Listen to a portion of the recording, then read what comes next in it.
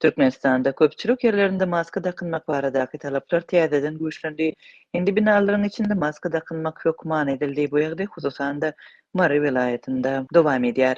Azatlyk radiosynyň habarçysynyň sözlerine görä maska takınmak talabyna yerli ýaşaýjylar taýýarlyksyz bolupdyr. Köpler täze talap barada edaralara ýa-da sowda nokatlaryna baranlarynda bilip galypdyr. Köpler maska takınmaga taýyn däldi. Adamlar maskasyz ýöremäge ýaňy öwrenişdiler.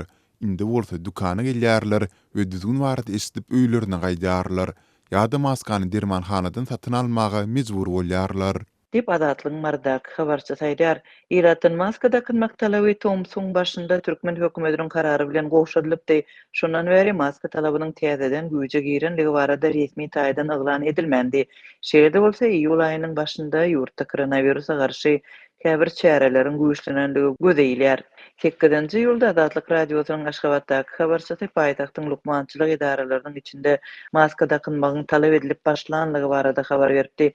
25-nji ýylda Azatlygyň habarçylary Türkmenbaşy we Balkanabad şäherlerinde, köçelerde we köpçülük ýerlerinde dezinfeksiýa işleriniň alınıp barylýandygyny we maska rejiminiň güýçlendirilýändigini habar berdiler. Indi Marada da birnäçe gün bäri maskasyz gelýänlere lukmançylyk idaralaryna girmek ruhsat berilmeýär. Her binanyň gireletinde garawullar bar. Olar adamlary maskasyz goýbermeýär. Diýip habarçy aýtdy. Şeýle-de onuň sözlerine görä şäherde giňden dezinfeksiýa başlanypdyr. Bu işler binalaryň içinde şol sanda sowda nokatlarynyň içinde alınıp barylýar.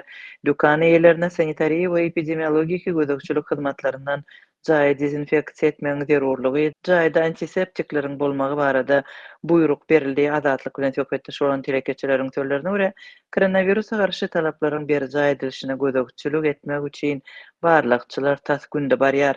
Ýurtda köpçülük ýerlerinde maska takynmak boýunça berk talaplar 2020-nji ýylyň iýulundan 2022-nji ýylyň iýulyna çenli berji edilipdi.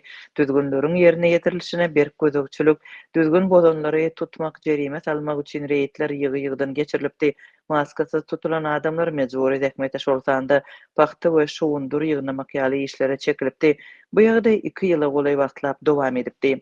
May aýynda Türkmen hökümeti maska takynmak rejimini ýatyrmak kararyny eglan eden soň talabyň gowşadylmagynyň ilkinji aýlarynda ýylatyň aglaby köplügi maska takynmagyny dowam etdiripdi. Azatlyň habarçylary bir wada hem maska takynanlaryň hem-de takynmadyklaryň köpçülikligiň jerime sezebar edilendigini habar berdi. Soňa baka hökümet ýylaty maska takynmagy besetmägeündemek üçin düşündürüş işlerini geçirmegi buyurdy. Türkmenistanyň hökümeti maska takynmak talabyna we beýleki öňüň alyş çärelere has köp üns berse-de, munyň sebäplerini ýylata düşündirmäge howlukmaýar. Türkmenistanda güýçlendirilip başlan häzirki çäklendirmeler koronawirusyň dünýäde ýaýramagynyň täze tolkunyna we beýleki ýurtlaryň öňüň alyş çärelerini güýçlendirip başlan fursatyna gawat geldi. Türkmenistanyň hökümeti henüzem COVID-19-uň ýurtda hasaba alınmanlygyny öňe sürýär.